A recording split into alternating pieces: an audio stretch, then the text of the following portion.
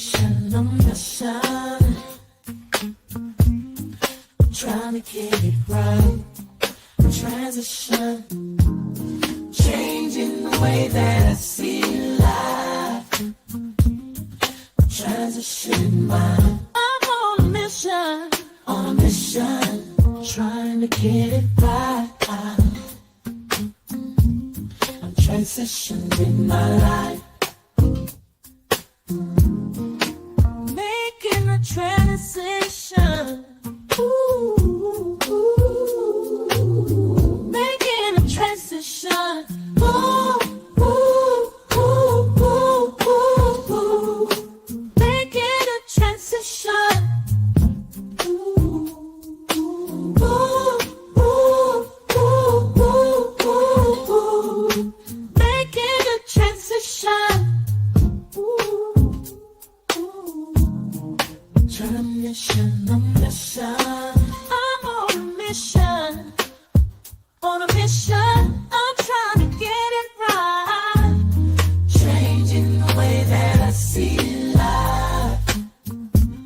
Transition in my life. On a mission. On a mission. On a mission. Welcome to the panel. This is DJ Such and Such, aka DJ Genesis. And I'm here with my friend here, Fundi Fee. She called me DJ Such. Why you call me DJ Such and Such? I call you DJ Such and Such because when I first met you or heard about you, it was in the Nature Boy sector. And it was my little pet name for you, love you, hate you, like you, that I had for you.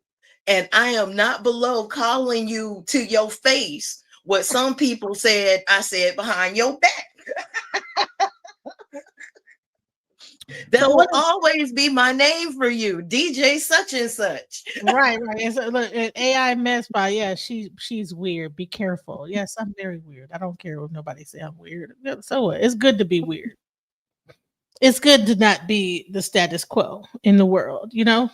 So I really have been kind of going in when it really comes down to this whole situation when it comes to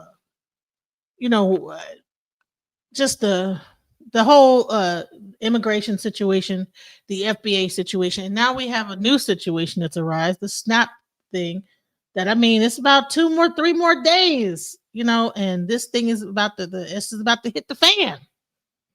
And I said, you know what? And I was doing a live today, and I was talking about some of the things that people are going to need to do. We're going to be needing to do, when this whole thing hits the fan. We need to not be reactionary, because sometimes people work with their emotions. They do things based on their emotions and not common sense. So I want to play a little bit of this video and kind of get into it, and then we'll go from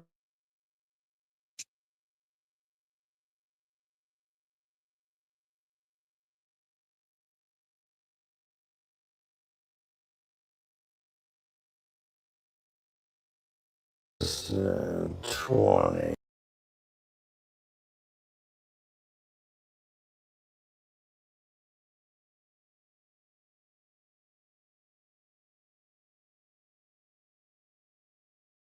Trump is going to be president in 28, and people just ought to get accommodated with that. I swear, these got to be these people would snitch on First 48 before the crime even occurred. I want to snitch. I want to tell whatever they call telling snitching. I want to do it, and I want to make it cool to do it.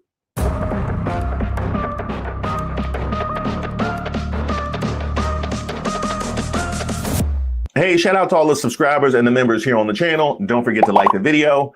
I am Reese Waters, and I'm troubled. Donald Trump just fucked up. Like, why would you take away these people benefits? We literally just had to go home because everybody came into my grocery store. I work at Walmart. Everybody came into Walmart, bum rushing, stealing, like filling up buggies, running out the store, like just putting all the groceries in their cart because he want to cut off motherfucking food stamps. Y'all, this shit is crazy. Like, I think y'all are getting y'all food stamps in November, or maybe some of y'all is not, but like, they literally just had to like do emergency evacuation at our store because everybody came in going crazy over like food for their kids and shit. And I'm not gonna hold y'all. Isn't this the same orange dude that y'all voted for to be in presidency? Like, isn't this the same dude, the same Lorax man y'all voted for? Like, y'all, this shit is crazy. They literally had to like evacuate all of the employees at my job to the back because everybody came in stealing. Everybody said fuck Christmas, fuck holidays. Like, we finna just take everything out this bitch. Like, this shit is crazy. Well, let's not get ahead of ourselves, bro.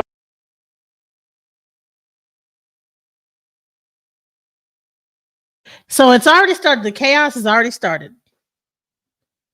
What are your thoughts? Yeah. The chaos, and you said the chaos was coming. What are your thoughts so far about what you're hearing? I have been hearing that if you were not prepared for this, you're going to have a tough time in the very beginning. And if you can't survive the very beginning of what's happening, it's not what's coming, it's already here. We saw in the governmental shutdown the first time when that particular thing happened worldwide and everybody stayed home. Mm-hmm. What a lot of people did not take notice of, especially if you're not into this particular hobby that they call it now. If you didn't go to the garden section and you've never been to the garden section, you didn't realize that they had stopped selling seeds and plants. What? Especially, yes. They had put the seeds up and they had put all of the vegetation, all of the fruit trees, all of the vegetative plants. They had put all of that up and they were not selling it. Whoa. Wait, when did you notice this? I noticed this, 4 months into COVID, when I already had seeds. So I was going just to make sure that I had adequate plants for the seasons that were coming. And we couldn't buy the seeds. We couldn't buy plants. You see, I had bought a whole bunch.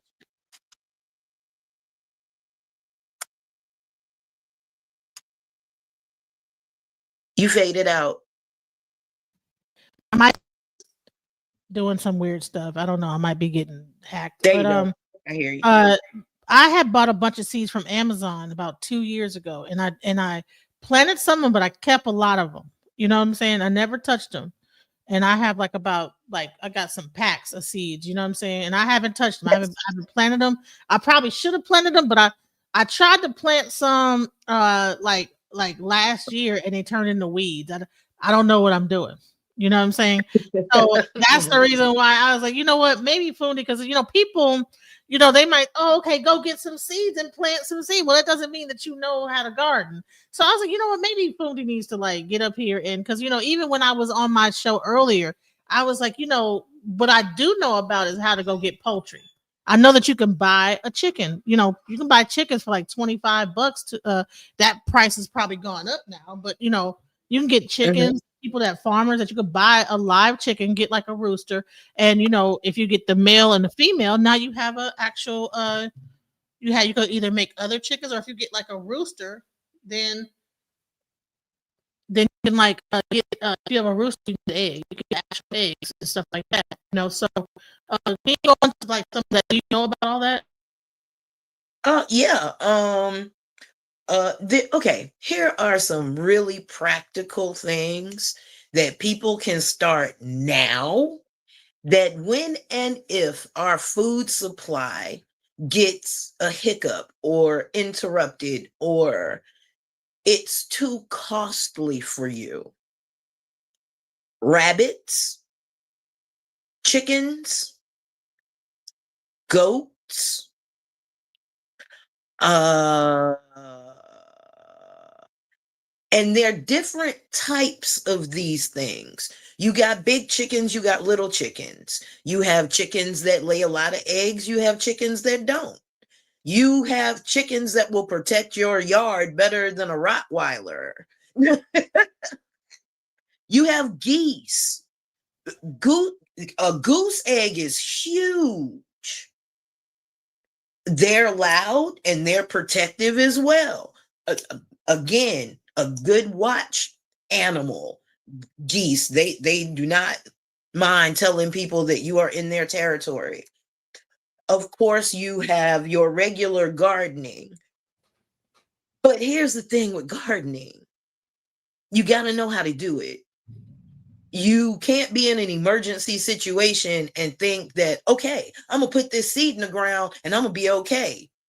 Not necessarily, especially if that seed happens to be a spring, summer crop and you're planting it during fall, winter. You're going to have what we call a terminal crop. That means nothing. You're going to get nothing. You know, and that's crazy because that's what I did. I think because I thought if you plant it during the winter time, then by the time spring come, it'll start springing up out the thing. But no, what sprung was weeds, some kind of big old weed plant, like a bunch of weed like stuff, weeds. Correct.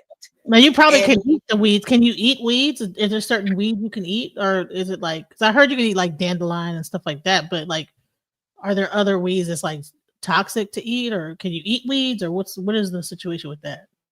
Foraging is an excellent way to get your nutrition and I'm going to say biodiversity than any other way I know. And it's free and it only needs you to have knowledge.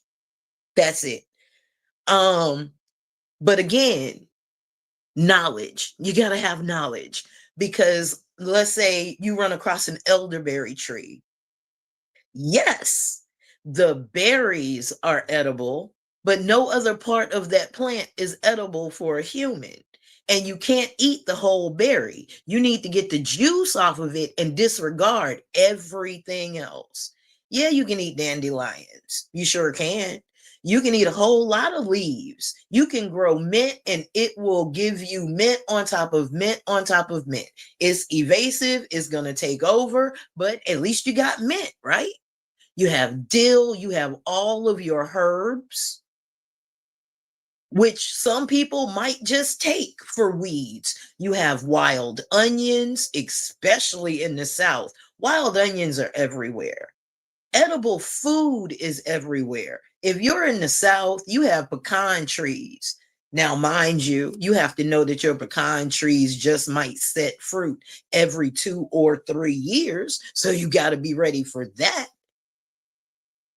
But if you can't name 5 plants that are edible in your general vicinity, you're setting yourself up for a little bit of failure. Yes. And see, the reason why I wanted to bring this live to play is like, you know, it's one thing to when you have like the government in this flux the way it is, I believe that a lot of the ways that they're doing stuff is to like set people off, is to kind of create a situation where you have people kind of snapping and doing wild stuff like because they are panicking, you know? And I don't Yeah. want to panic. So how do we stop the whole panic aspect of the whole thing and start like let's use our brains and how do you like really like if you didn't plan because most people didn't how do you move forward? So say you didn't stockpile like canned goods. Like I stockpiled a bunch of canned goods over the years, but some people probably didn't. You know, they might have a bunch of like, you know, just meats and stuff like that. That's like, you know, maybe not have a cooler. How do you do that? How do you what do you do in this situation? Well, there you have alternatives, and that's where this has to become creative. There's a dude in the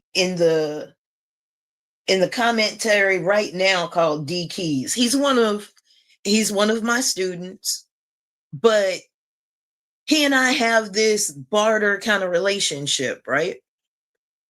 He has chickens. I have vegetation. So if I need eggs, it's very easy for me to go, hey man, what do y'all need over there? Do you need an elderberry plant? Do you need apple trees? Tell me what you need and let me help you barter, or let me go in with you on these chickens. So when and if I need some, we can trade, because no one person can do it all. It costs very little for a family, 3-4 families, to go in on a whole cow and split it down the middle 4 ways if y'all go in equally. But if there are say 6 families of different sizes, 2 over here, 4 over there, then it's a portion thing. Every person is a portion and every family pays their total portion. Then everybody can come out, not just with meat and where it came from, but you can store it. So that way, meat, no matter what the price that takes place on the open market or in your your local food store, that doesn't affect your overall finance, because that meat thing is already taken care of. But again, you gotta have some people that are ready to do this before it becomes crunch time. So I want to also give a shout out to the Black Farmers Index. So a lot of times, like, see, this is the thing, is that when it gets down to the crux of it, these Black farmers have been existing, but now that you see that everybody's like going to Walmart and probably clearing out the shelves of stuff, of all their processed food. But if they decide to keep this thing going for a long period of time, you're going to see those shelves, because I think also the trucking industry is beginning to slow down, the food and everything, all that stuff. So it's not just a matter of just, the SNAP benefits are getting cut off, but also food shortages aspect of things that could be happening, right? No. Can we stop saying that? Yeah. Okay. Let me help you. There's no such thing as a food shortage when you can go outside and make a salad out of what they call weeds. Put some vinegar and some oil on it, bake you some bread from it. What food shortage? The only food shortage is humans forgetting how to identify their food out in nature. But there's no food shortage. Stop that. So what do we do? Because now it's getting cold. So I have a whole persimmon tree. Now I made sure, like, okay, this tree got knocked down during the tornado, right? And now most people would have probably cut the tree down, because it was laying down. But I said, you know what? I'm not going to kill this tree. So I did everything. I tried to hike it up. It kept falling down. I tried to string it up against my gate. It kept falling down. Finally, one of my landscapers came in and hiked up another tree against it to hold it up, and it created fruit. So it's like, as long as it's creating fruit, I'm not going to cut it down. But this is the type of stuff that we'll see a tree that has fruit in our yard and it gets knocked down, and we'll just cut it off, and we don't think that this could be fruit that we could be eating if something goes down. So I have a whole persimmon tree that I have propped up in my backyard that has fruit on it right now. So that type of stuff that we like take for granted, like fruit, like little fruit trees and stuff like that can actually, and persimmon is kind of a weird fruit to have in your backyard, because you can't just bite into it. It's gonna make your whole mouth dry when you eat it, so you probably have to prepare it like a certain way or whatever. So it might, that we might be on persimmons, what I'm saying, if it comes down to it. What other ways can you do? Like, now it's wintertime coming up, and that persimmon tree, it has hit its ripe season, and then as time goes on, it's going to get colder, and those fruits will not be as viable anymore. How do you still like take the seeds and probably bring them into your household and kind of create something that might sprout up really quickly to be able to eat? Well, that's about being able to literally cycle your food. When you take your seeds out, dry them out. Don't throw them away. Dry them out. Label them. And find out, as many people have smartphones, All you got to do is get on your smartphone and ask, hey, when do such and such come into season? When should I plant it? Write all that information on that envelope or that seed packet that you just put those seeds in. And when the cycle is right, then plant that. But we act like there aren't plants that grow in winter. There are plants that grow in winter. There sure are. Again, you just have to have the knowledge to know where it is and how to get it or how to keep it alive. There are all kinds of plants that go through drought very well, but we act like we're not in our homes and we don't have access to water. Stop it. Stop it. You are not watering 21 freaking acres. You are watering your backyard. Stop. We're going through a drought. Not when you have a hose. Not when you live in the freaking city. Stop it. And that's what gets you. Fear. Fear stops you from thinking. Fear stops you from being creative. Fear stops you from seeing what is right in front of you. And I just brought this up. Okay, so one of the things you can grow during the wintertime, leafy greens like lettuce, spinach, bok choy are excellent for growing in water indoors during winter. So if you don't have an actual garden, you could grow this in winter along with herbs, basil, parsley, and chives. Chives are like the onions. You could like take an onion and I think put it in the water and it'll grow like the chives out of it. Girl, collard greens, kale, of course, onions. You have your potatoes, you have carrots. I live in grow zone 9. We can literally grow most crops right up until February. We have 2 weeks off and then we're right back to planting for early spring. I have collard greens all through winter. I even had collard greens when I lived in Michigan. Are your collard greens outside or inside? They're outside. Wow. Dee's seen them. Some of them are bigger than my freaking arm. Outside.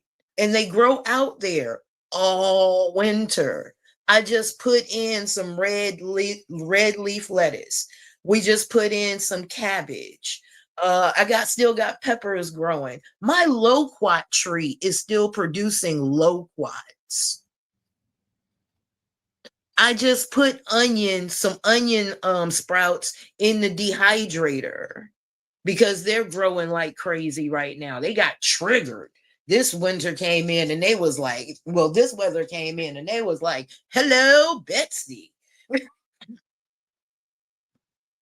Right. So as you can see, these are some of the things that 10 vegetables you can regrow in water. So let's go into seeds now. 10 vegetables you can regrow in water. I mean, exactly, D. And if your SNAP benefits are getting ready to get cut off, go get you some seeds with the rest of your benefits. Right. That way you will have food. You can get live plants with your SNAP benefits. Go get them. Right. And then here's another thing. Yeah, get the seeds and see. Also Amazon, because if you don't want to go to like Walmart and stuff like that, because Walmart is wild right now. I would not suggest people going to Walmart because they're panicking, and it's ridiculous, so there's things you can grow, leeks, lemongrass, green onions, carrot greens, all these different things you can don't throw away your garden food scraps.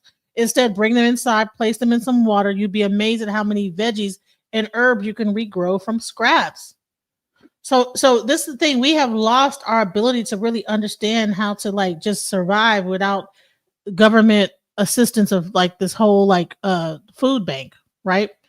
And that's sad, you know, and that we need to like get out of that. We need to like learn how to work together. We need to start to be, if one person knows how to plant and garden, well, another person probably has a yard or a big enough yard to be able to put a couple of poultry on there. I know in Texas, we're both in Texas, we can have poultry. I know in Mesquite, I can have poultry in my backyard, you know? I believe D has poultry in his grandmama's backyard. Yeah, so I think what they say, AI MedSpot says, I feel for y'all in red states who are keen to human behavior. Under 90 days without SNAP benefits, widespread rumors of cannibalism and the hunting talks for rabbits and deers goes out the door. What? Okay, whatever. We know who has it. We know who has the history of cannibalism here. So Yeah, I don't think that there's we're cannibalizing any people. We need to stop that. That's fear, you know. Most of us, if you know, if anybody knows anybody, you know somebody that knows how to garden and has a garden. All you have to do is be able to create like a community of people. Start talking to your neighbors. Start talking to each other. You know, that's the biggest thing. We got so used to like the internet and being so separate. It might not even be your neighbors, but friends. You know what I'm saying? It might not be neighbors, you know, because neighbors can be weird. You know what I'm saying? But you know, friends, your friend group, okay, what are you doing? Okay, you grow the such and such, I'll do the blah blah blah. You know what I'm saying? And then come together. Okay, well, you got this, you got that, everybody come together. Okay, well, we can like split this whole thing up, share, and work together. That's the biggest thing. Rather than talking about running up into Walmart so you can get your processed and food that's going to only last you probably a few weeks at best, you know, go like actually do something that probably can like regenerate and regenerate and regenerate. produce something. Produce something so you can barter, because the American dollar is about to tank into, let's just put it, bread is about to cost $10. $10. And that's if you buy bread out the store, because a lot of y'all do not understand alternative grains. You would know a wild grain looking you in the face, you cut it down and consider it a freaking weed. And that's food. I heard But also that like, Huh? like those there's like those sunflowers sometimes certain areas they don't probably grow right now, but I know during even the summertime those sunflowers also create stuff too. You'll see a bunch of places with sunflower just sprouting up on the side of the road. I mean, hey, stop and grab one. You know, you could eat that. And also I heard you could eat acorns. Have you heard about that? Yeah, you just have to leak the tannins off of it. Leak the tannins, what does that mean? If you eat an acorn, it's really, really, really bitter, right? That's the tannins that's in it. If you get your acorn and only get the acorns that are still on the tree, don't get the ones that have fallen. You're usually going to run into some type of bug or weevil or something. Get the ones that are on the tree.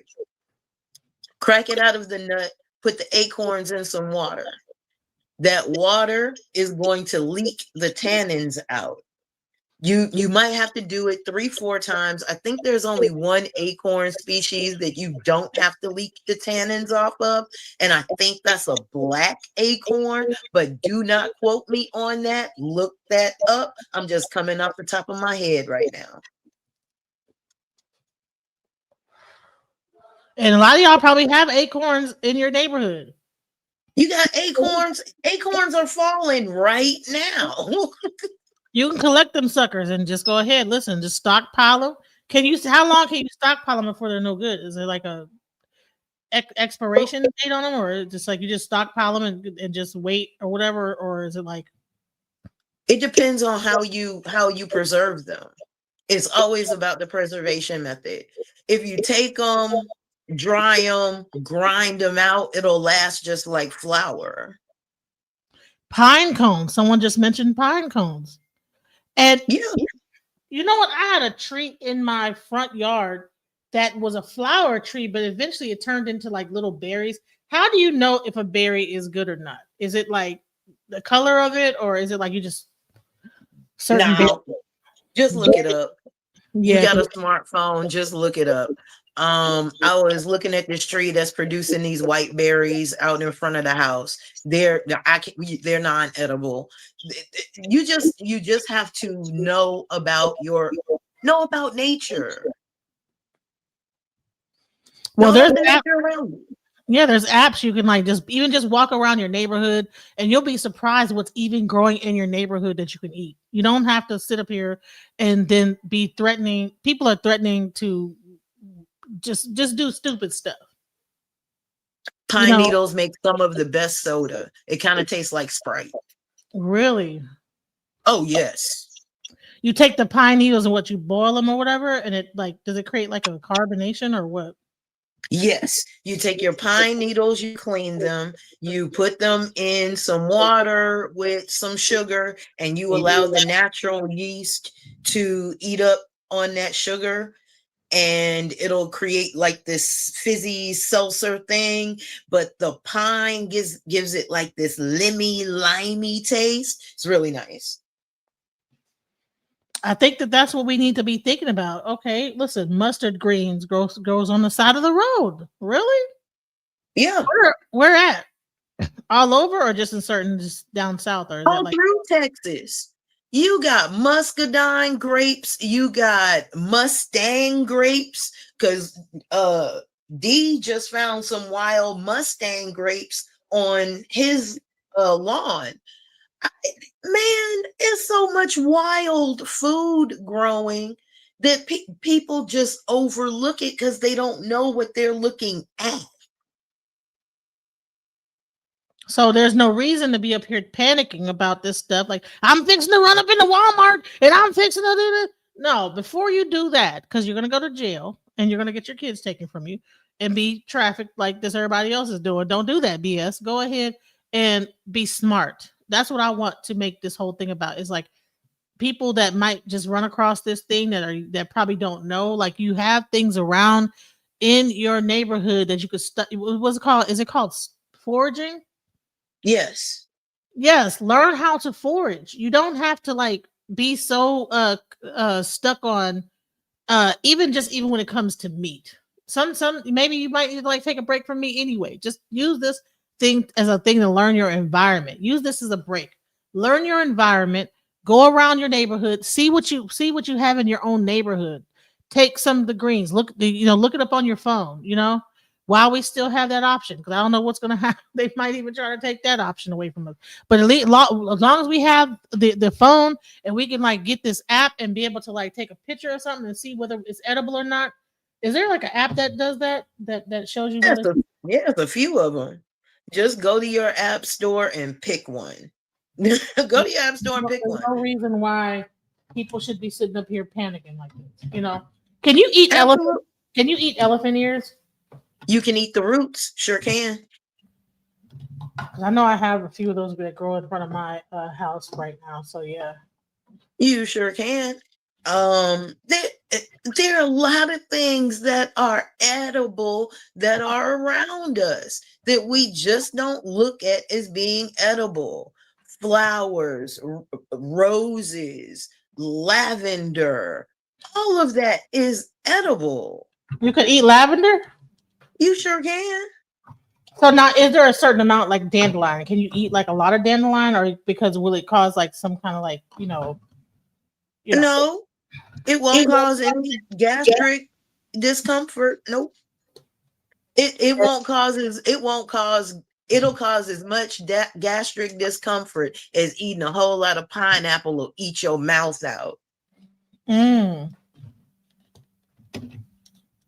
Right. While you eating pineapple is eating you. You right. Right. What is it called? What's the chemical called that's doing that? I forget what it's called. Another thing is certain other flowers. What other flowers that can you think is edible? Other flowers that are edible. Let's see. As I said, roses, of course. So you could eat roses.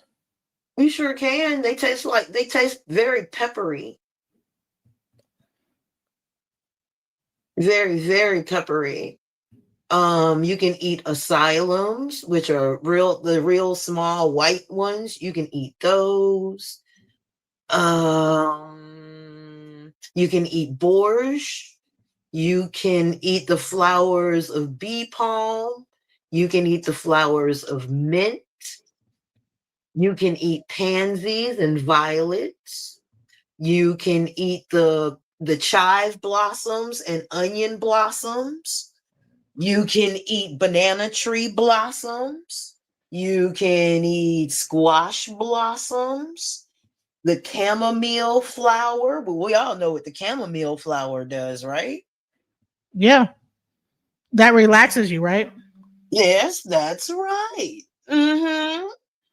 Right. So So kind of edible flowers.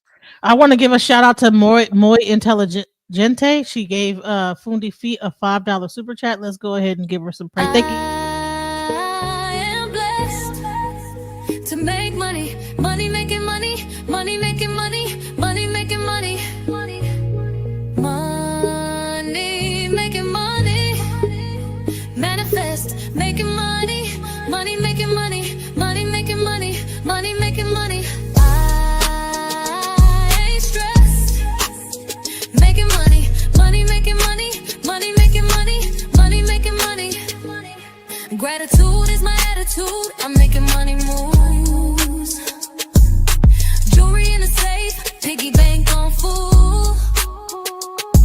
And I'm living life abundant. I'm making money fast. I'm a money making magnet, making cold hard cash. I'm making money. Oh, I am blessed. Yeah. So much for the super chat. Listen. Oh, my bad. What? Hey, that's the mantra. We don't have to sit up here and be up here thinking in a negative mindset, because of this thing that's going on. We don't have to be in a mindset of lack.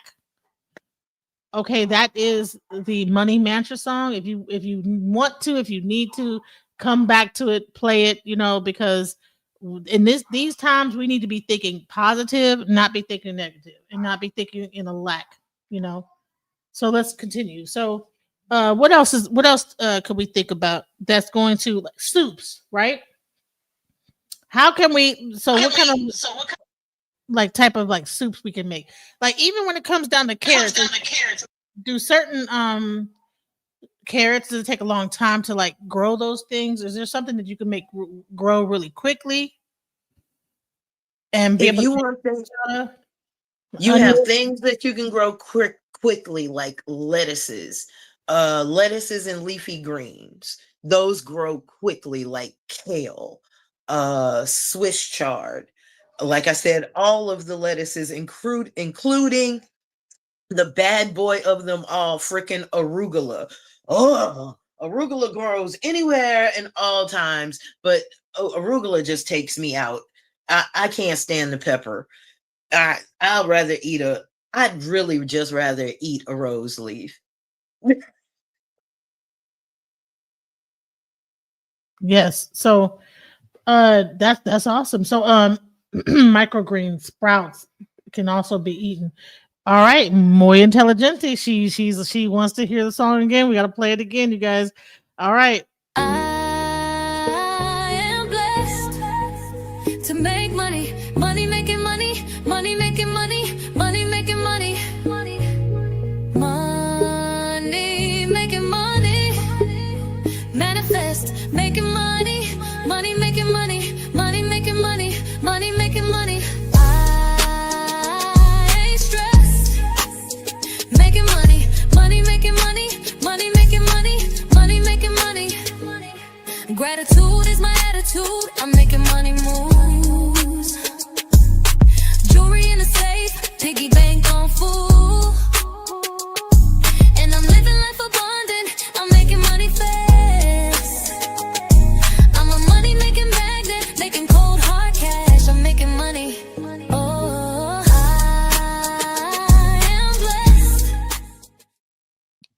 right. Listen, hey, you know what I'm saying? That is the money making mantra. Shouts out to uh, uh our beloved Moy Intelligente for your $5 super chat.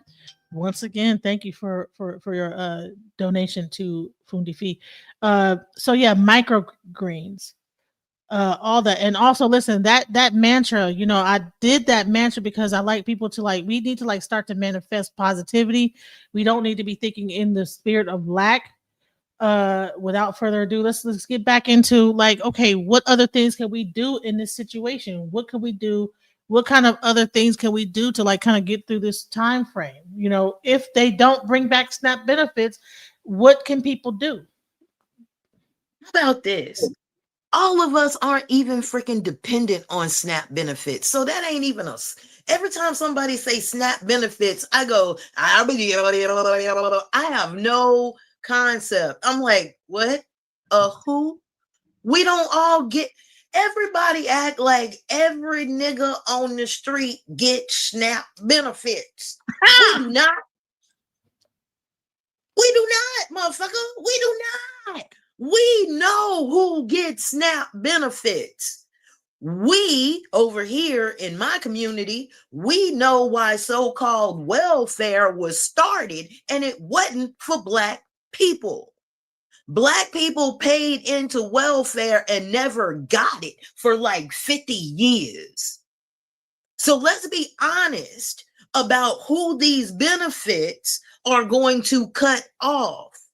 And it ain't a whole lot of Black folk. Will some Black folk get caught up in the mix? Sure will, but know this. Black mothers are some of the most resourceful women on the planet. Even without SNAP benefits, we made it. We will make it. No amount of fear about, oh my God, the government's gonna cut off our benefits. Do you know how long Black people have went without government benefits? Even when we earned them? So let's not fearmonger. You can't fearmonger Black folk that, let me put it this way. When my mama went to get food stamps when I was 8 years old, I will never forget this woman said this to my mama with a straight face and that snarl on her.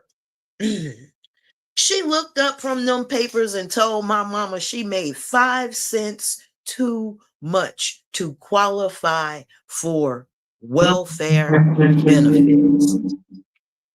I was done. I was done right then, right there. I don't ask nobody for nothing. If I can't make it, I won't make it.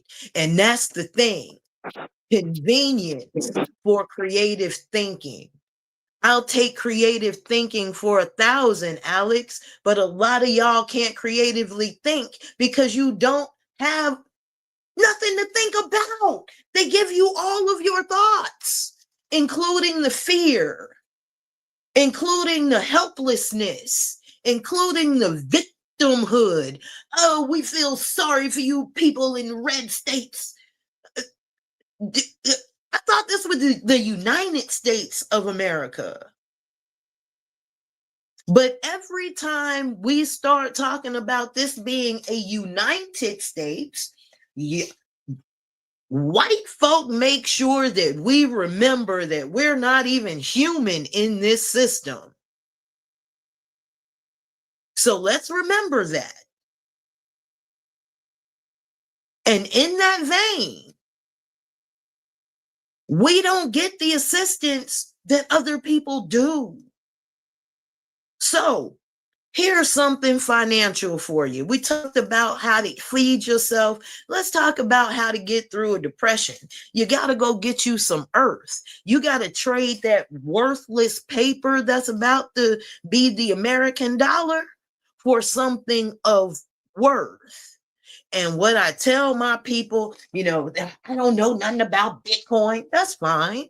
Do you know about that gold chain around your neck? Because that is gold. And gold is earth, and that is worth something. You people like me that love your silver, your 0.925, go and step that up to something like 0.999. Go start buying, trading that paper money that still has a little bit of worth, because that worth is going to keep going down. Now that Right. America doesn't have the subsidiary that it used to, because Donald Trump is turning this mother out. Trade that in for a Troy worth of silver, a Troy worth of gold, copper, platinum. Because when all of the fiat goes to hell, the precious metals and stones will be how you're going to transfer your wealth and make it out of this.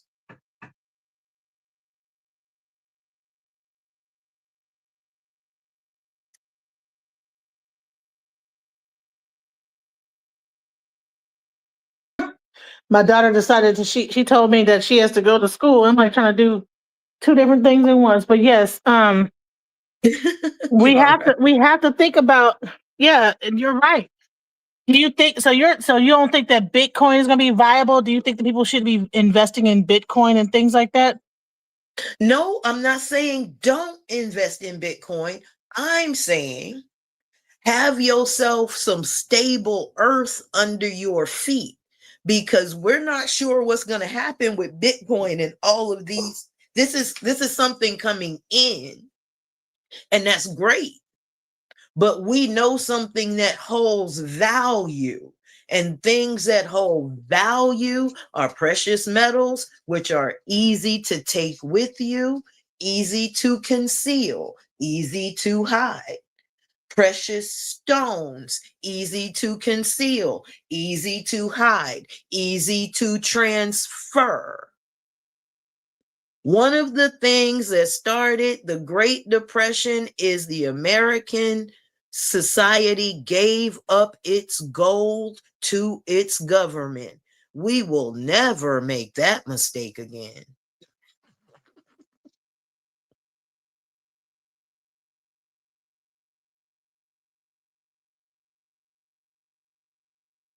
Guns and butter is an investment model. Okay, I'm not quite sure what that means. This is that war talk we need. No, it's not war. It's economic stability. And it's economic stability for those who understand that and follow me. As y'all count us as less than 30% of the total US population, and as Black people, we have realized that in no way, shape, or form will we ever have a say-so in the American government, one way or the other. We, as the Blacks of America, should sit back and realize something about living in a capitalistic environment where your dollar runs the system. When you realize that your dollar runs the system, and the minute that you stop circulating your dollar and you start pulling your dollar back and holding on to it, as in holding on to an investment that appreciates in value and does not depreciate in value, you hold on to something that is stable. So when the economy stabilizes, you were never put off balance. This is something that actually brought us into segregation, because the white economy needed the Black savings to come into the economy to save it. And that's when finally the federal government made America integrate, because that Black dollar that could not be spent anywhere, and for generations we were holding on to these Black dollars and this land, that dollars and those lands slowly got sucked into the capitalistic environment as the things that helped us get that money and those savings, the land itself was slowly taken from us. And so was the money, so was grandma's house, so was grandma's farm. And then the land was gone. And then we became wage slaves. Because again, everybody makes fun of the farmer who produces something, but the farmer laughs at you because you produce nothing and think that's okay. You know, I even heard that that during a certain time, we even was the thing that kept the Cadillac car alive, because when they had that economic breakdown, when I think it was the Great Depression, all the white people like that had their money into the banks, they lost their money, but because we didn't put our money in the banks, we still had money, and so we were the thing that even kept Cadillac alive. Are you aware of that? Not only am I aware of that, I can actually tell you that the designer, his last name was Lambert. Now I'm gonna give you a little bit right here, right? Lambert designed the fishtail. Lambert is my uncle's father.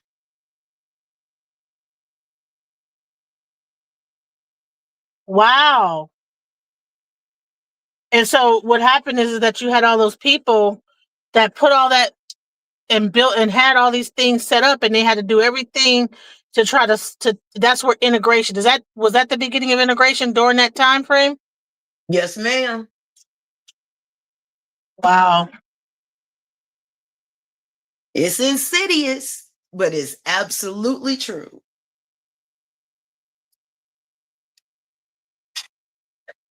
So what happened is that you have this transfer of wealth, and that's exactly what's happening now.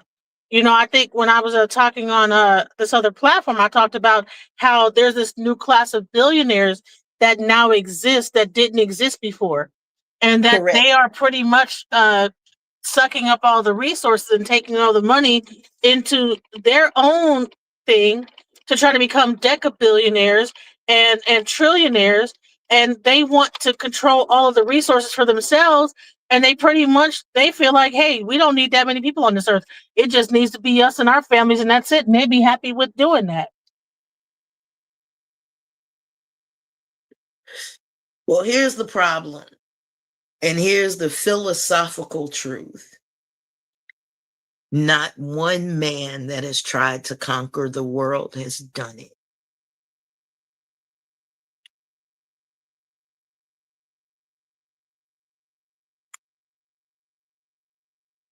That's absolutely true. What do you think about Trump and this whole thing? You know, I mean, he's like 80 years old. My daughter said, "Well, we don't know. Like, are they putting him in a hyperbaric chamber?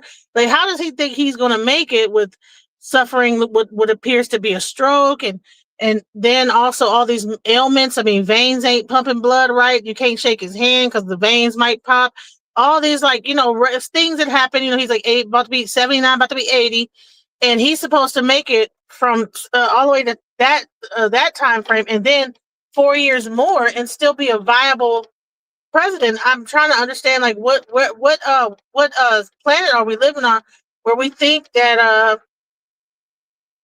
you know his you know, unless they got some new stem cell thing, and he might be going to Area 51, probably getting some alien DNA or something. Like, what do you think it might be the thing that might be still driving the government to really try to put, not the government, but his people, to try to keep pushing him into a third term? They owe it to him. You do know that President Trump's granddaddy ran Area 51, right? He did? Yes. So they might have some like reptilian stuff that might be able to regenerate itself. He's like, I'm gonna live to be 300 years old. Like I said, with said technologies, what we gotta understand what Project Paperclip really did to America. Project Paperclip was a program by the US that brought Nazi from the side of the war into America and wiped their records clean. And these were scientists that were working not only in propulsion, they were working in germicidal warfare. They were working in neurology. They were working with sound. They were working with all types of stuff. And America green-lined a lot of those scientists right into NASA. Took a lot of those in biology right into our medical universities, scientific exploration like Johns Hopkins. And when those Nazis got when they got in there, they already had a plan. And this hasn't been 3 generations, y'all, since the Second World War. We haven't been 3 generations away from that. And you have a whole government infrastructure that comes over to another country. Do you think they're not going to try to take over with their kids and their ideologies? Trump just gave how much money to Argentina? Anybody know the history of Argentina and Venezuela? Because that's where a lot of Zs went to hide from the war. And that's where your hard-earned tax money just went. And my mom asked me, and I'm gonna be honest, and this is just my opinion. They were like, Mama was like, why do you think he sent it? I was like, oh, that's his get out of jail free card.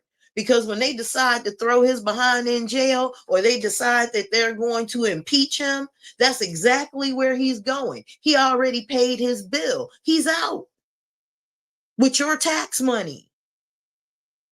Billions of it. And you know what America's going to get? A brand new ballroom. Yeah. Because that's what we need. I didn't know Costco was selling gold bars. I know Walmart was at one point. I wouldn't know if I would trust Walmart with pure gold, though. I don't know.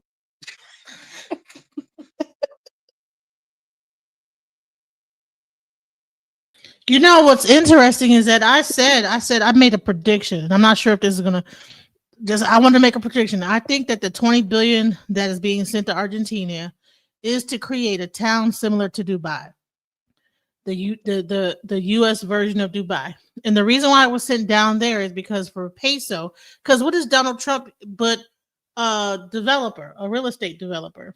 I think he's going to try to match Dubai over here. And Sure, you put failed on that. Put failed on the front of that. Put failed. Now is he failed because didn't he make the whole New York skyline?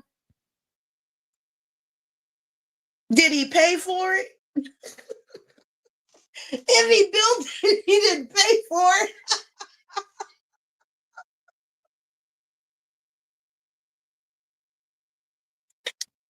I think we give this troglodyte just way too much credit. I said it.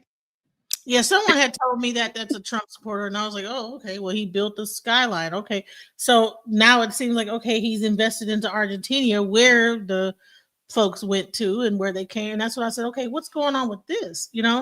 20 billion, and to make the peso stronger there, why would he be so invested in the peso? And why is it that he would be so against the American farmer? Well, when your money begins to tank, you have to spread it out to strengthen it again. So he's spreading out the American money into other countries to try to strengthen the American dollar again, but that ain't gonna happen. It's not gonna happen. He set the barn on fire, y'all, and wouldn't let us put it out. Now that the Republicans, so-called, control all three houses, it's the Democrats' fault that the whole system is shut down.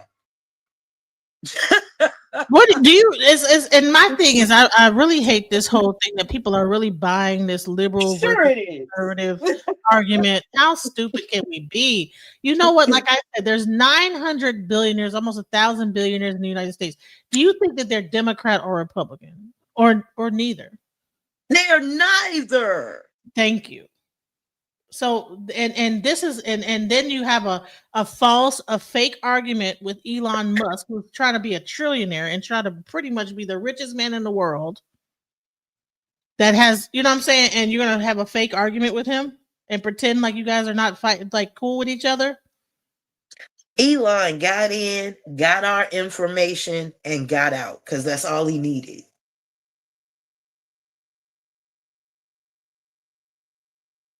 We don't know what backdoor worm holes they put into the American system. Let me put it this way. I remember back in the 80s, this dude got prosecuted because he went into this banking establishment and put a program into the mainframe to take a penny off of every transaction made by that bank and put it in several accounts all over the place. It was real intricate. That was a couple $1 million he got away with in a very short period of time. And I think that I'm underestimating how much he actually got away with before they got him. Doesn't Elon Musk and his little renegade group of computer brats, isn't that exactly what they do?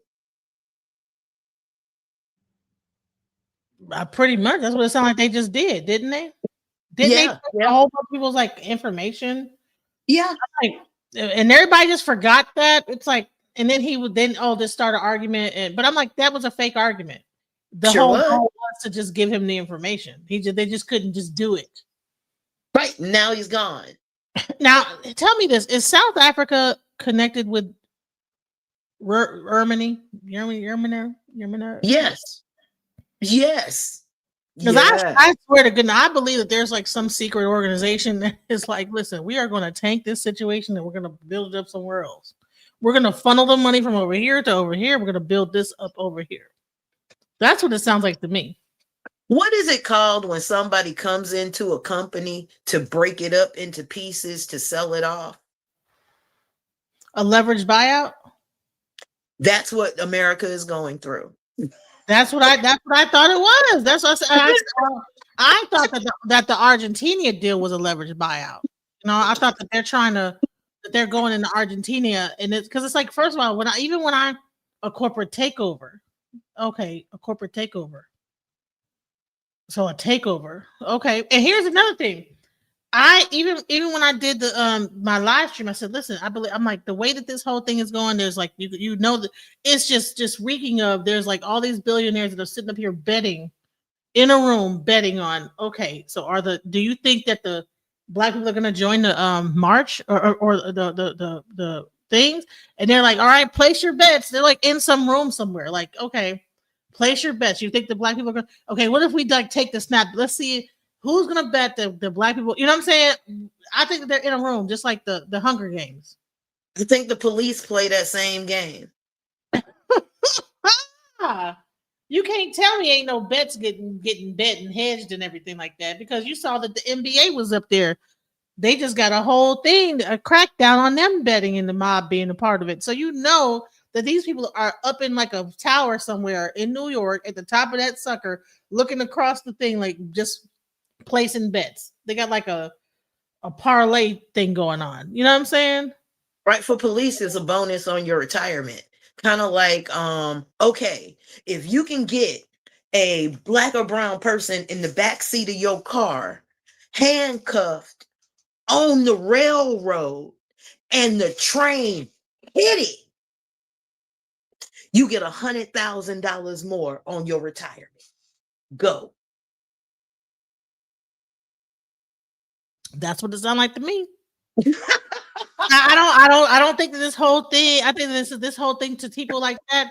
They play with it with people's lives. This is a play for them. It's almost like a kitten playing with a mouse. But it is, and it always has been. And the minute that we acknowledge that we're the rat and that's the mouse, and we can be honest with ourselves about everything that has happened. Right now, we lost a war. We lost a physical war. We lost the paper war. We were so behind because our existence was in innocence. Well, welcome to your grow up right quick. Now there's two ways out of the belly of the beast. And from what we understand about digestion, we should understand that there's only two ways out of this. We either go back the way we came, or we finish and get pooped out. It's up to you. Even the magic school bus didn't finish the job. Miss Frizzle went back the way she came. So here's a question though, right? Right. So either we either we come in, or we get pooed out, or we get just consumed by the belly acid, the stomach acid, right? You know what I'm One saying? or the other. There you go. Either you, and if you get consumed, you going out the back end. So here's a question, right? So I mean, and this is okay. I know I keep talking about this whole issue with the FBA movement, right? Do you not think it's convenient that this movement is popping up right when this whole thing is going on, where people are telling people to divest, when people could easily go to other countries and not be in this situation as it is and be in this? And it's like, oh no, we need to divest from them. We need to create what's it called? Now we want to talk about our lineage all of a sudden, right? And I'm thinking, if we have a lineage that starts in the 1800s and during slavery, then the only thing that you go back to is slavery. You can't go back further than that to before slavery. Then it brings you back to, okay, so if we go back to, this is our lineage, that brings you back to being a slave if we revert back to that. If America is going to be great again, and we're going to be talking about when America was great, or what they thought was great, then that takes us back to the 1800s and we're slaves. I mean, am I not just imagining that this is like what we're talking about? Well, why would we say it's a lineage and then go only back to 1800 during slave time? Well, that was the great encounter.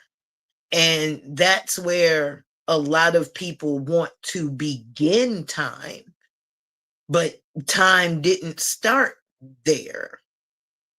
And here's the crux of that. The same MFers that want us to start time there are the same MFers that have all of the world's history on lockdown in the smallest country in the world, where you have to get an appointment to see a page in a book that they stole from your people. Rome? I sure am. Didn't they just have a whole thing with the Louvre got, or the Louvre or something like that, just got robbed? The Louvre got robbed. You sure did. And they figured out where all that stuff is going, all those artifacts and this, that, the other. I don't know. I don't get involved in somebody stealing stolen goods. Right.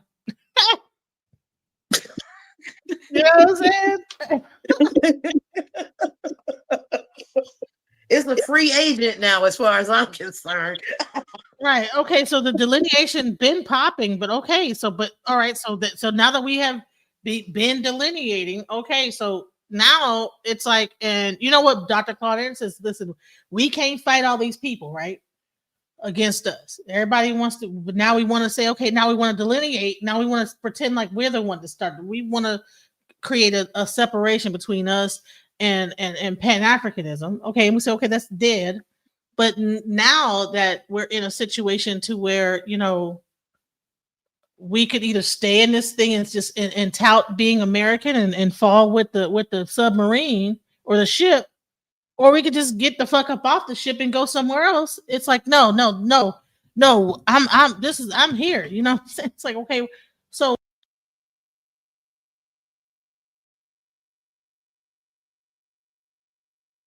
Sorry, can you hear me? I was saying Yes, I can. Did you hear anything I just said about the delineation and everything? Yes. It's only like the last two sentences we didn't hear. Yeah, so I'm saying is that why would we say, okay, well, Pan-Africanism is dead. And Right. you know what? Africans, we're not African. I have nothing to do with Africa. And then stay here and say, no, I'm American, right? So then it's like when all this stuff is really hitting the fan and they're trying to go revert back to slave times, they're even changing the laws to make it illegal. Like that when you do the smallest thing that you can be put locked up for over a year, and all this stuff is like happening. Like, why would you want to stay in a place and stay here? Because for what? Like, why would we want to do that? I mean, I don't understand, because we feel like, well, I don't have no connection to Africa. Well, or the Caribbean or anywhere else. I want to stay here because this is where my connect. But why? There's a reason why they have a whole Navy ship in the Caribbean. There's a whole Navy ship over there just in between the Caribbean, whatever. And they say it's because of drugs or whatever, but it's like there's something to this whole thing.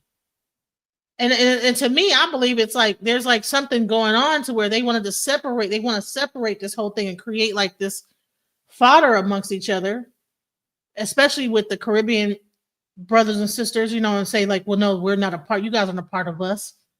We're just we have a lineage. And I'm like, okay, well, which lineage? I mean, there's different lineages. Like, I'm sure your lineage is one lineage and my lineage is a different lineage. And so which lineage are we speaking of? Because I know my lineage includes Caribbean.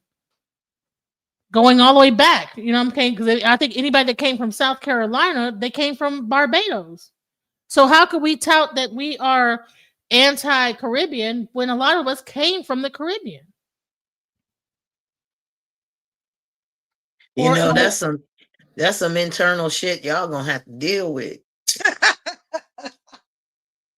Because I'll be the first one. I married a man from the Caribbean.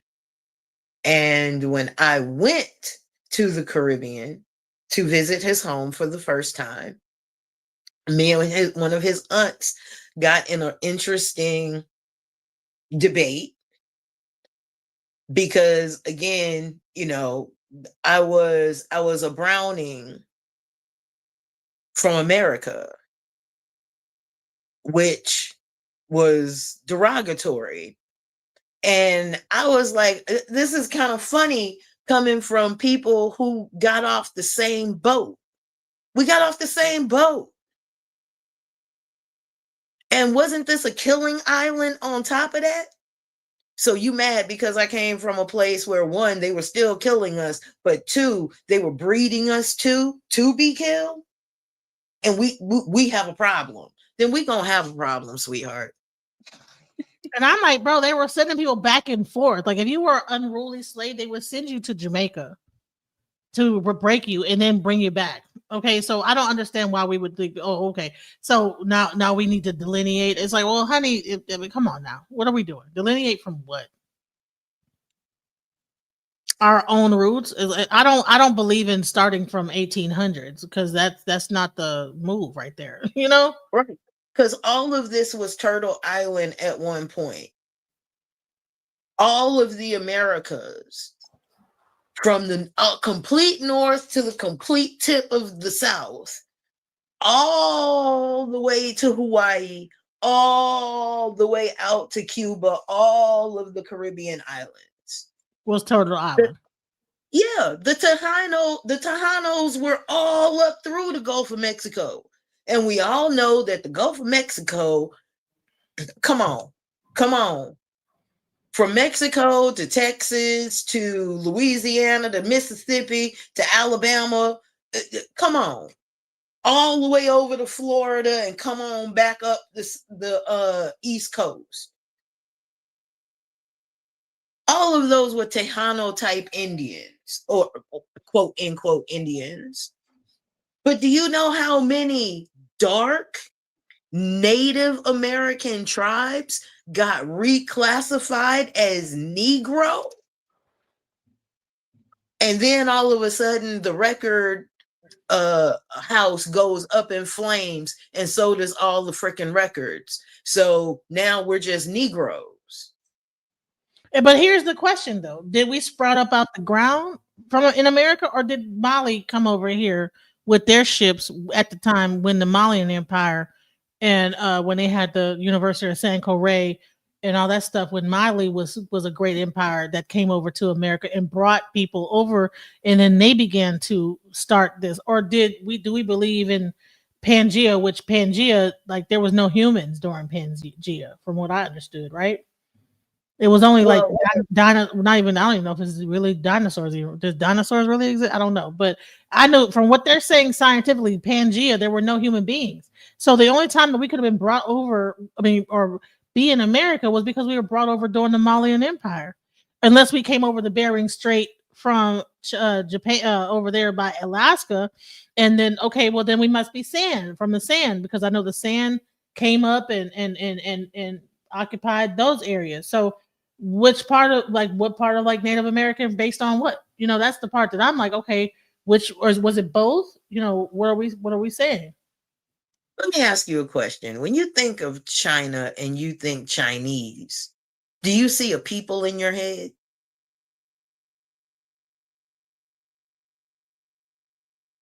No. Okay. You don't? I do.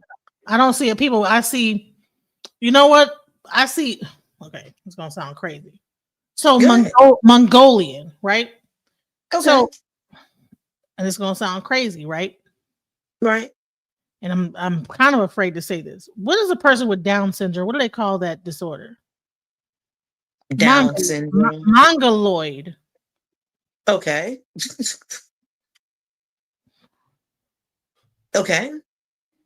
All right. So I believe that there was that there are people that came up from like Africa and they merged with, and then there was like this race of people that they considered mongoloid, Okay. And so that's like a chromosomal. Never. Don't even, I'm the wrong person to ask, because it's gonna get real crazy. Because mongoloid is a look. Cool. Yes. And that's what I'm getting at. Now, when you think Europe, there's a look that comes with that, right? When you say Africa, there's a look that comes with that. But why, when we say the Americas, all of a sudden everybody draws a blank on what that would look like?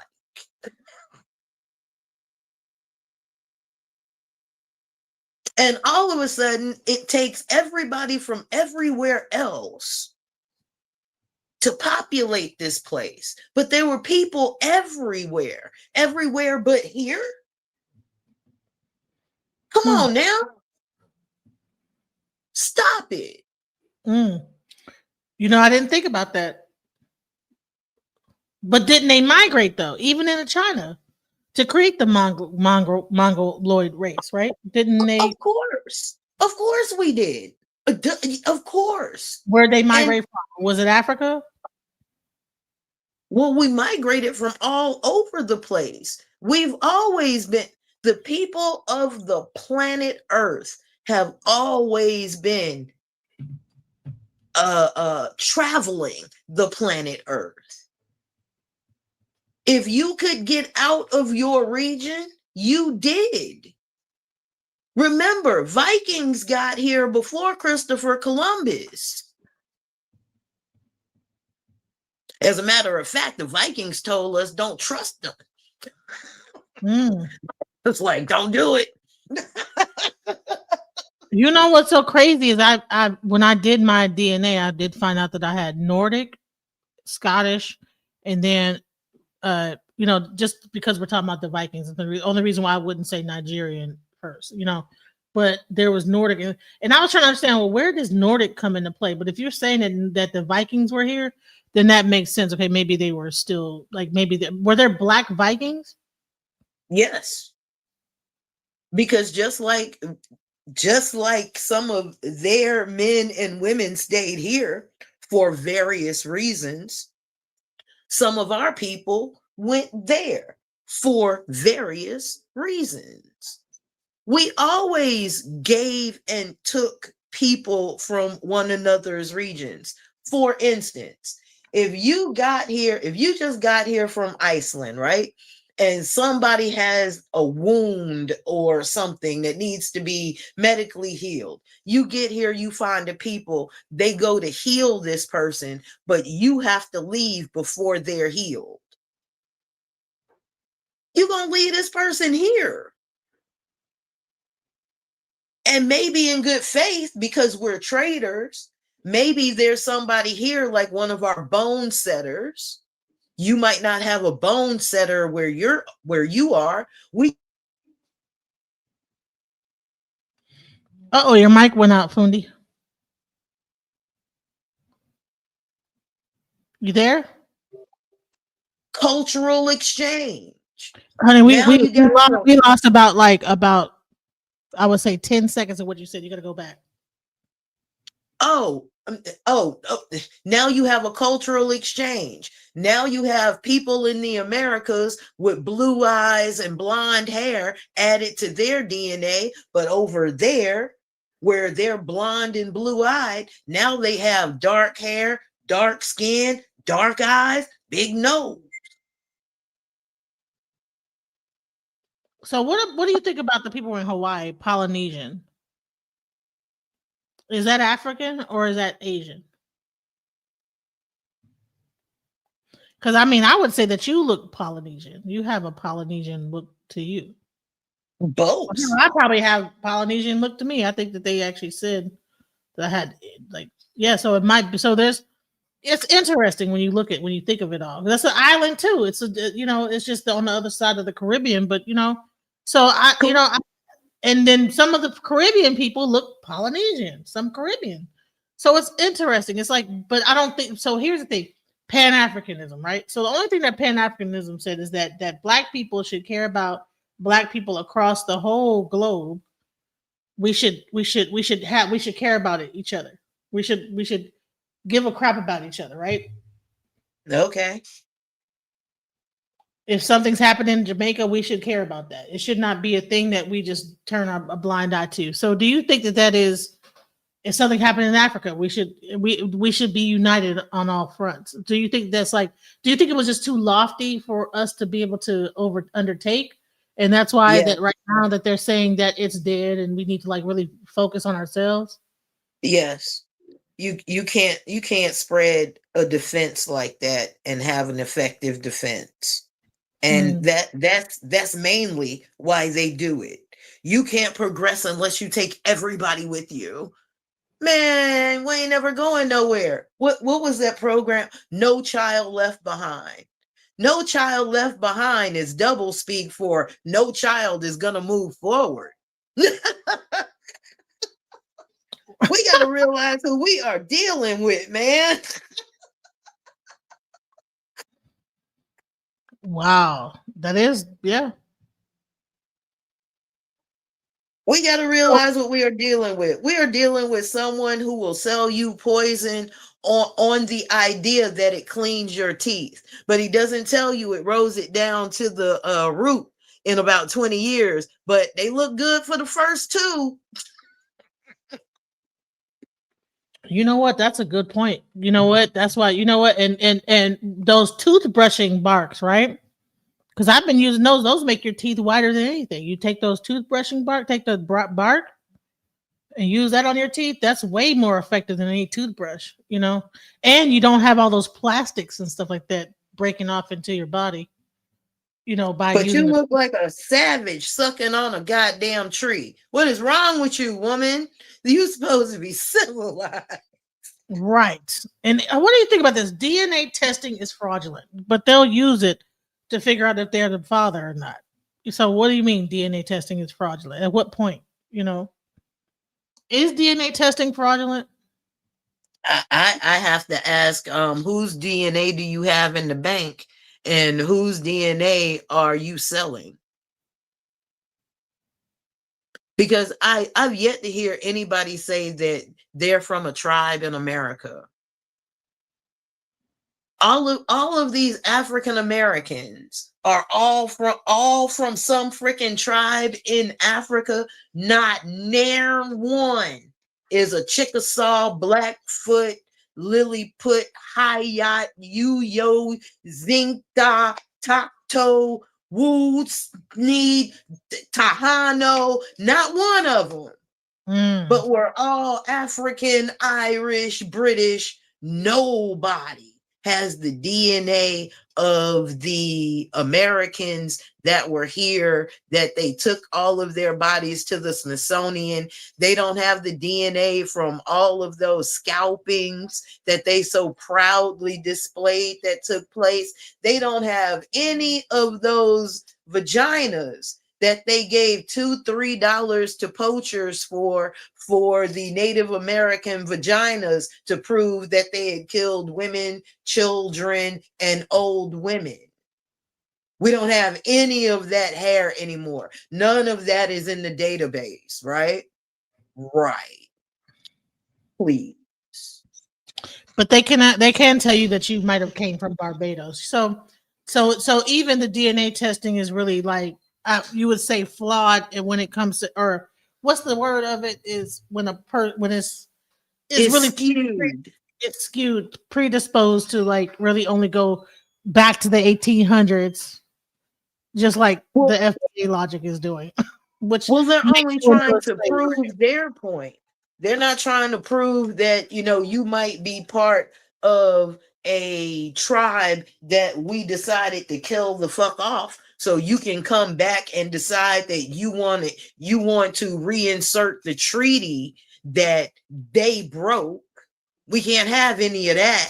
Then you might be taking land, and we can't have that because we have our cities on those lands now. Here's a question. Why do you think that instead of like finding out reparations from the government, why are we not going after the insurance company that made money off of the slave trade? Because we don't even know to go after the insurance of the officer that just shot your son. Whoa. Wow. The insurance of the officer that shot your son. Nobody thought about that. Rather than trying to do a thing with the police, if you have that officer's name and whatever, they're all insured. They have to be insured to carry a firearm. And if you go after the insurance and the insurance pays you out, that man is never allowed to be insured with a firearm ever again. Wow. And no one thought about that. What the hell? My name is no one, though. I want y'all to remember that. No. You thought about that. I'm sorry. Well, I'm such and such. You're no one. I'm such and such, and you're no one. You're good, love. I am no one and everyone all at the same time. My bad. I'm sorry. I didn't mean that. No, I'm just saying, like, why didn't we think about that? Like, what the hell? Why didn't nobody think about this before? Yes. Go after the insurance. And let me tell you something. It's about to get real out here. If you got these stupid women that sit up on TikTok, and I don't know if they get hired to say that.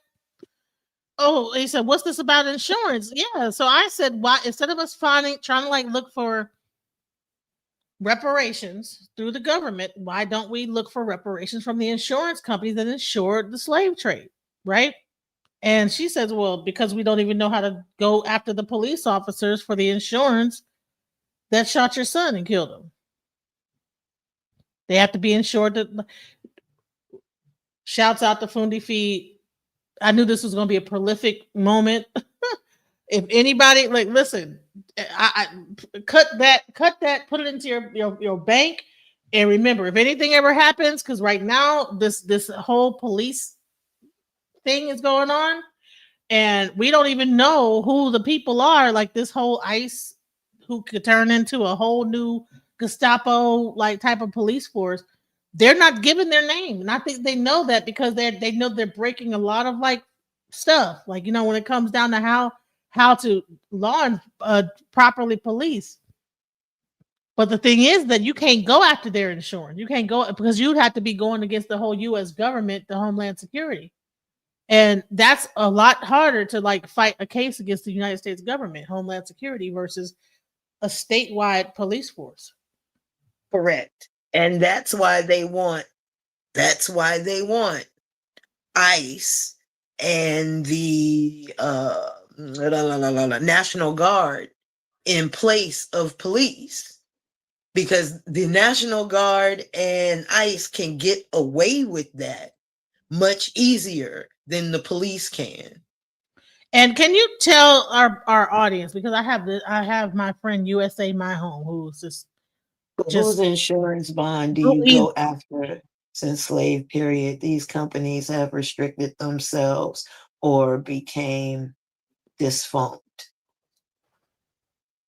No, they haven't. No, they haven't. Wells Fargo, all these. No, what's the main one? Dang, I used to work for them. Shit, what is it called? Oh my god! Hold on, I gotta look at my damn resume. It's one of the. It's one of the big. I worked for them. It's one of the big funded. Yeah, they helped to do that.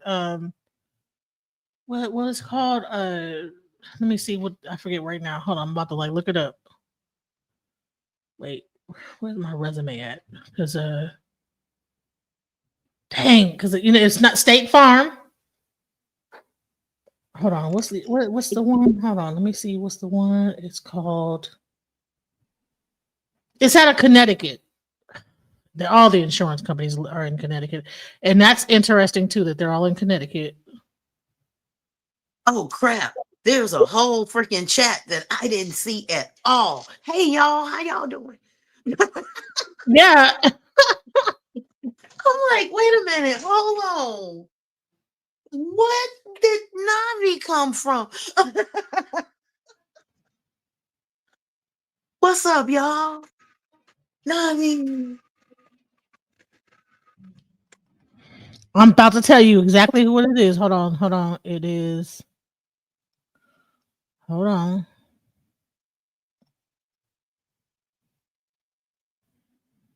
Dang, what is it called? Oh man, the Hartford in Connecticut. That's the Aetna. Yep.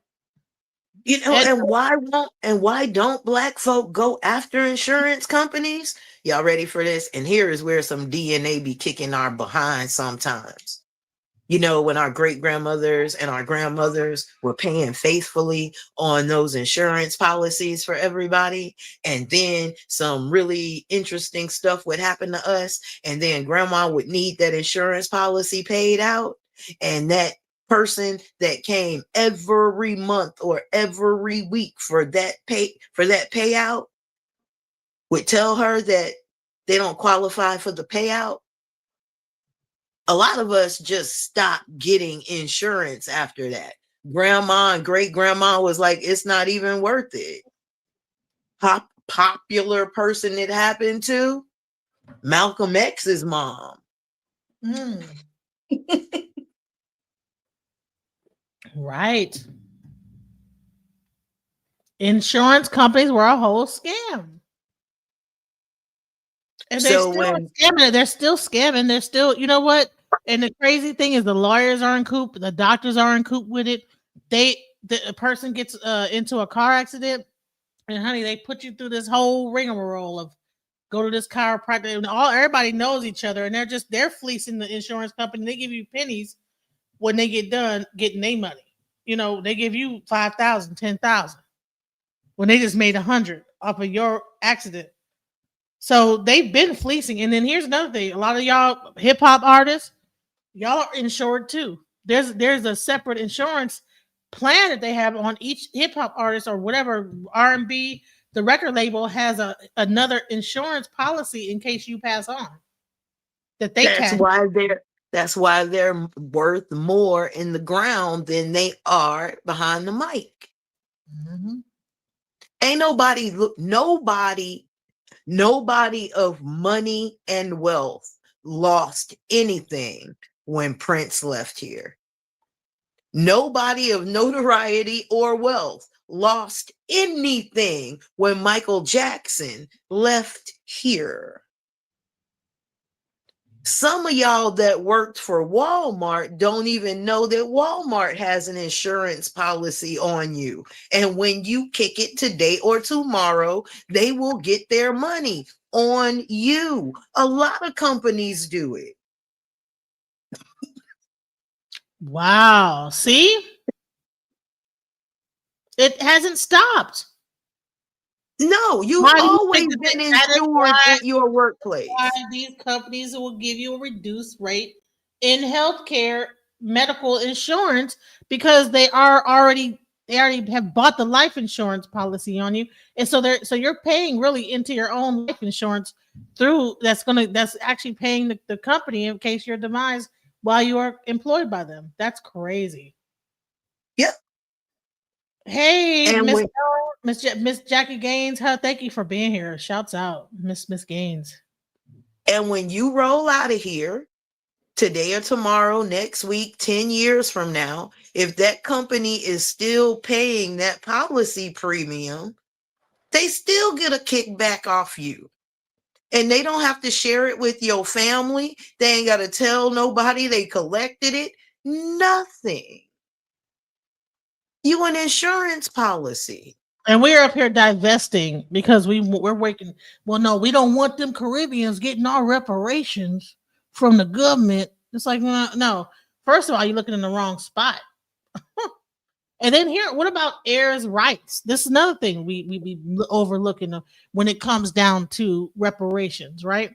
Because this whole thing about this FBA is about reparations, but ain't nobody really talk. Where is the movement for real like reparations? Because the real reparations, find out who your real lineage is, and go to your cousins because they got the land.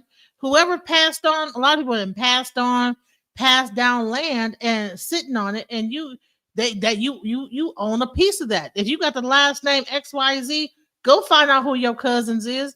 Hey, we cousins, okay? We cousins. Look, man. Look, D Keys was in the chat earlier. He got the land. I have the trees. I have the crops. I have the grapes. I have all of that. Take this little bit and take it to the land. Regrow it. Have fun with it. We have to, and I'm not saying come together with everybody. Do not do that. Do not do that. Everybody is not worthy of your come together. Some people just need to go. I said it. Some people are unproductive. Some people will live off you. Some people will watch you work yourself into the ground, and they will take their feet and put it up on your dinner table and ask you, what did you cook? I'm about to cook your behind if you don't get. No, let me stop. Hey, Miss Jackie. But know who you getting in bed with.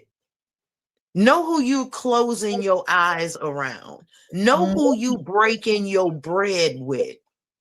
I mean, sometimes if you have a rat, invite a snake. The snake will lead you straight to the rat. or might take care of it itself. But know that you're gonna have to take that snake out too. So you're gonna need a belt, or you're gonna get some nice shoe ornaments.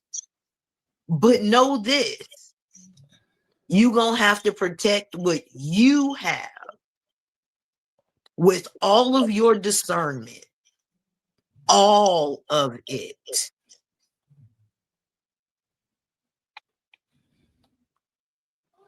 So I want to play a little bit more of this video, talk about it a little bit more. We're gonna end at 2 hours exactly, because but I want to, man. Yes, Fundi is point. She's on point, sharp.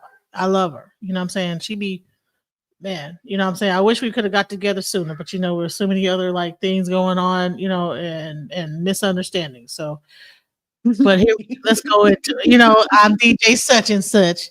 Let's get into it. Such. I was just trying to help the people. I was not a part of it. Okay, I was just trying to help them out and get on their feet and stuff. I was not trying to be a part of carbonation. God damn. Let's discover. So just saying, I was not trying to be a part of that. Damn, them babies drove your ass to drinking. Sit down somewhere. They did, bro. They drove me fucking insane. This directly contradicts the USDA's publicly released shutdown plan. The White House clearly wants to end SNAP and is lying to protect themselves. The White House wants to end SNAP and is lying to protect themselves. Now, let's take those one at a time. Is the White House known for lying to protect themselves? Alternative facts to that. Okay, let's move on to the next part. They want to end SNAP. I wonder what evidence there might be for them wanting to end SNAP. Because if I know anything about this White House, they left all of the breadcrumbs. Or in Trump's case, I guess it would be McDonald's crumbs. Well, this is an important cup of tea. A whole lot of y'all have reached out to me today about the news that's spreading that people that receive SNAP benefits will not receive their benefits starting November 1st. SNAP benefits, EBT, that is food stamps. And yes, a letter was sent to states to tell them to withhold releasing funds to recipients, dear. And in that letter, they were talking about the shutdown. But that's not what's going on. No, baby, I've got the entire cup of tea. So what you may not know is that back in May, the current regime sent letters all across the US of A to the SNAP departments, to the EBT departments, requesting data on EBT recipients, those who receive food stamp benefits, going all the way back, this is important, all the way back to 2020. Now, what was going on in the United States in 2020? The flu-pocalypse. And because of the flu-pocalypse, people in the United States were receiving SNAP benefits that had never received SNAP benefits before under emergency SNAP benefits. Millions of Americans who had never received SNAP benefits before were receiving them because we were in a national emergency because of the flu-pocalypse. Just like people who had never before qualified for unemployment because they were 1099 employees were receiving unemployment benefits because we were in a crisis here. Okay. So it's safe to say that a whole lot of the people who started freshly and newly receiving benefits in 2020 are no longer receiving those benefits anymore because that emergency is over. Right? Right. Now, blue states refute 27 states turned over that data. Red states, they turned over that data to the federal government about who in their state receives these SNAP benefits. And this isn't regular data. This is all your personal information. You see, we already give data to the federal government about SNAP benefits, not the names of the people who receive it or their home or addresses or their social security numbers or all that other stuff that you put on those applications.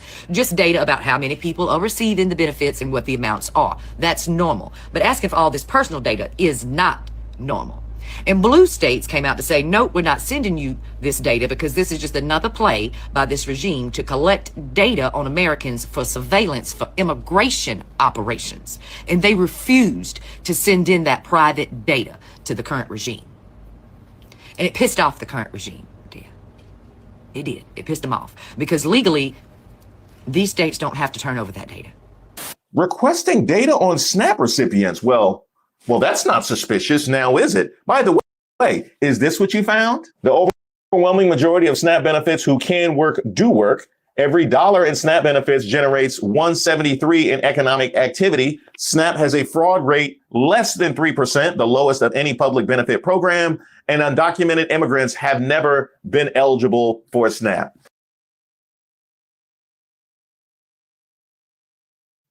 Thoughts, Fundi?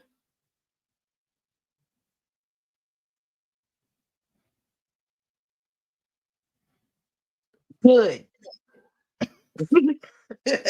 Good. Because again, I know how resourceful my people are, and I know why it was created. So I'm okay with them cutting it off because I prefer people to be resilient and not convenient. So let's get back to being resilient. No, you just can't come home from work and plop down on the couch no more.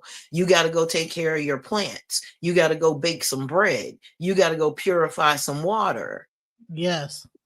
You got to go talk to your neighbor that you know has chickens and barter something that you have for them. We got to get back to being producers of things, because that's how you pull money off of trees. Mm-hmm. So let's go. But Let's go. never let facts get in the way of racist propaganda. This from Trump ally Mike Davis. We should only help people who can't help themselves. It's outrageous 40 million people get food stamps. Get off your fat ghetto asses. Get a job. Stop reproducing. Change your messed up culture. Stop giving food stamps to immigrants.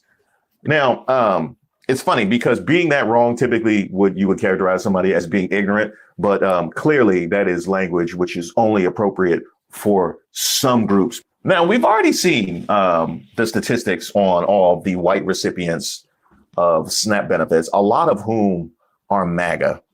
And I just wonder how they're going to react to get off your fat ghetto asses, and get a job. How are they stop reproducing to the MAGAs? I don't know how that's going to land, Mike Davis. I don't know how that's going to land.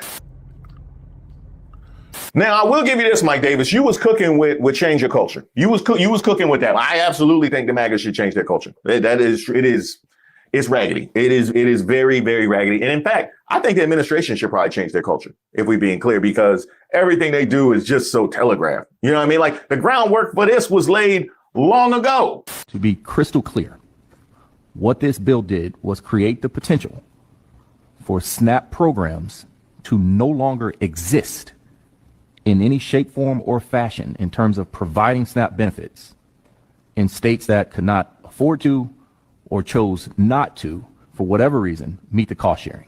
Is that a fair assessment of that, Ms. Green? Yes, sir. Ms. Bivens? Yes, it is. Ms. Schmidt? Yes, sir. I almost just want to sit in silence to let that sink in. The United States of America just signed into law a bill that will allow states, essentially, to determine whether or not they will provide food assistance to anyone, to federally funded food assistance to anyone. So the question must be asked, if they clearly have this agenda to end this particular program amongst other social safety nets, what would be the purpose of that? If there was one thing that I could try to get all voters to understand about this administration, it would be that the pain that they're experiencing and about to continue experiencing even more is a feature of this administration's program, not a bug. The suffering is not a byproduct. It is the point. So when you see that letters are going out to each state from the U.S. Department of Agriculture saying that SNAP benefits may not be paid, may not be available for the month of November, they're sending out these warning letters that supplemental nutrition assistance program benefits, the benefits that go to 42 million people in this country, majority children in this country, when they're saying that those benefits may not be there in November and they're directing states, warning states to delay sending out the payments because the money's not there, you need to know first, the pain is the point. And you need to know second, they're lying when they say that they don't have the money. They have $4 to $5 billion in reserve, just the U.S. Department of Agriculture, in order to ensure that these benefits get paid even during a shutdown. And I'm talking about pain like this single dad having to hold back tears because his paycheck can't cover food and rent while Trump's building a $350 million ballroom at the White House. Stub for an air traffic controller showing Tuesday's check will be for $0. It's why controller Jack Chris spends his days off driving DoorDash. You're not getting a tip. The single dad is trying to make some extra money to help cover the cost of his daughter's high school tuition. How stressful is life right now with this shutdown? Yeah, man. It's been incredibly difficult. You can feel the tension, and it's heavy, and it hurts. As the government shutdown rolls into its 25th day, Congress remains unable to make a deal. She tipped $2 this. Chris says he's tapped his retirement funds and taken out a high-interest short-term loan to make sure he has the cash to weather a long shutdown. From the standpoint of a single working dad, how is all of this impacting life at home? That's a great question. It's hard enough just going to work. Now when you add in not getting paid, that's when you just like multiply the level of pressure. Air traffic is a safety sensitive position. The margin of error is zero. So if you think about it, it's pressure on top of pressure when you don't know exactly when you'll get paid based on politics. The Department of Transportation says it's continued to see an increased number of sick calls from controllers, leading to spotty staffing shortages. Well, I don't want my air traffic controllers to take a second job, but they're having to make decisions about how they spend their time to make sure they put food on their table, feed their kids, and support their family members. One of these days, y'all are going to understand that the cruelty is the point. The cruelty is the point. Because the Trump administration can and should take available steps to ensure SNAP participants get November food benefits. We have reserves for people who are on SNAP and WIC. They have money set aside for that will not be affected during a government shutdown. But because the president appoints the Secretary of Agriculture and all these kinds of things, that secretary can choose not to use that appropriation for SNAP and WIC, okay? What? Yeah, the money is there.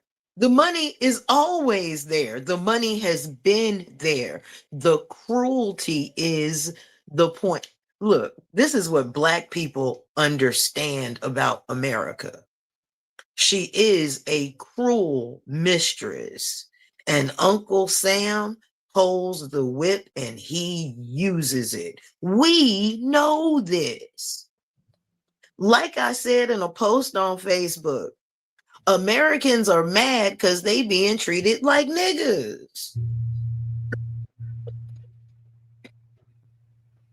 Wow. And see, here's the part. Why do you think that they know that it's going to be mainly white people that are going to suffer this? So why would so do you think they're trying to be cruel to their, or is it because they feel like those white people are liberals, or what why would you think? Because do you think they're being cruel to the Black people or trying to trigger them into something?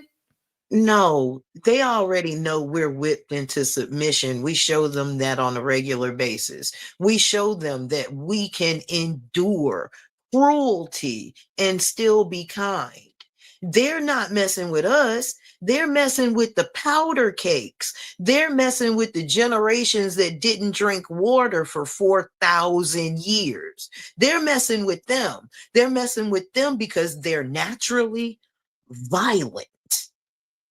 And when put under pressure, violence is the language that they speak. And they're not going to lash out at an army. No, they're going to lash out at those under them because they punch down. They don't punch up. But I think that they're going to add enough pressure to this pimple that it's not going to blow back like it usually does. This is going to be one of them pimples that poke them right in the eye. So it says 5 Democrats can reopen the government. Of course, we want to make it about the Democrats. So what do you think about this? Is that it's really being held back by the Democrats because of like the health care? So you think, okay, let's just agree with this. What I don't know exactly what the health care plan is about. I got to like look that thing up and find out because I've not been able to have the time to like look that up. So do you think it's really about like those 5 Democrats that are like just not agreeing to the whatever the Republicans are trying to pass when it comes down to healthcare, Medicaid? Okay. Let's look at this one. Let's look at this. A wing is on a bird, right? Mm-hmm. Okay.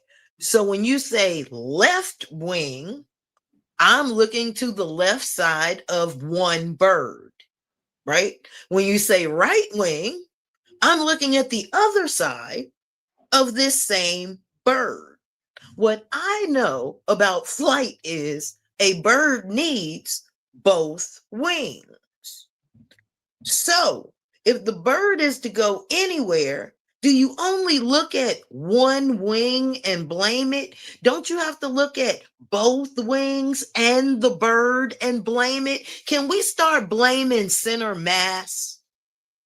Left wing, right wing, same damn bird.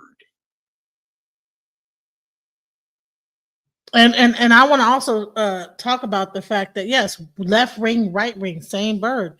And here's the thing: is who's down the middle?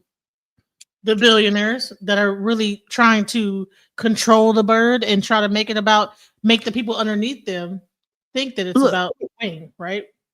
Go ahead. check this out, Genesis. We really want to affect this? Let me show y'all how y'all can affect this really easily, really quickly, and it's not even gonna hurt that much. And I say hurt that much because we might have to change a few habits, not a lot of them, just a few. Sit your behind down for Thanksgiving, Christmas, New Year's, and Easter. Let me say that again. Sit down. And when I say sit down, I even mean don't go to Easter Mass, don't go to Easter Sunday, even boycott the church. Sit down. Do not celebrate Thanksgiving. Do not celebrate New Year's. Do not do what's in February? Is it Valentine's Day?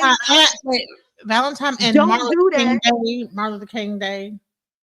Don't do that. Do none of the holidays for about 6 months. And let's see what happens. Because what's the middle of the bird is corporations. And corporations don't move and don't talk to you until you stop spending your money. And not spending your money for a short period of time. No. Stop spending your money for a long period of time. Make it really hurt.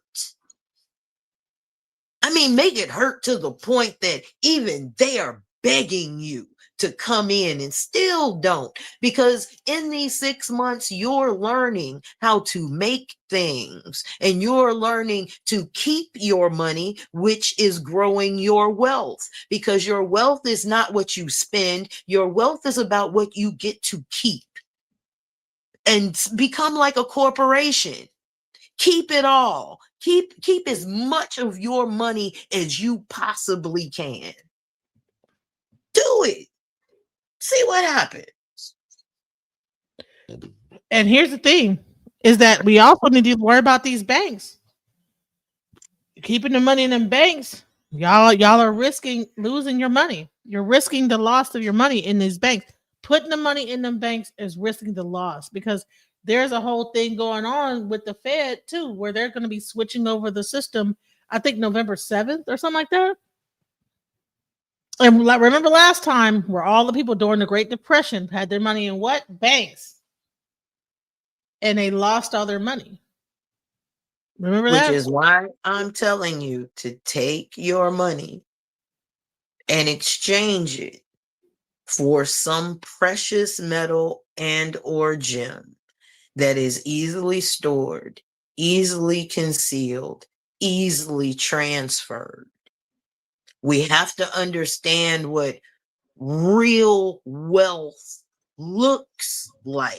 And real wealth does not look like fiat paper money. It never did. It never will. And before they do another suck the wealth out of America, you better be looking at the writing on the wall because it is there. Keep enough money in your account to do your bills. Take your excess out. and transfer it into something that it will appreciate. You've been told and you have been warned. Ashe. Now we're coming up on that 2-hour mark. Any last words before we end the stream? Become self-sufficient. But DJ such and such, can you take us on up out of here? Sure can. Mission, trying to get it right. Transition, changing the way that I see life. Transition mind. I'm on a mission, trying to get it right. I'm transitioning my life. Making a transition. Ooh, making a transition. Ooh, ooh, ooh, ooh, ooh, ooh. Making a transition. Ooh, ooh, ooh, ooh, ooh, ooh, ooh. Making a transition.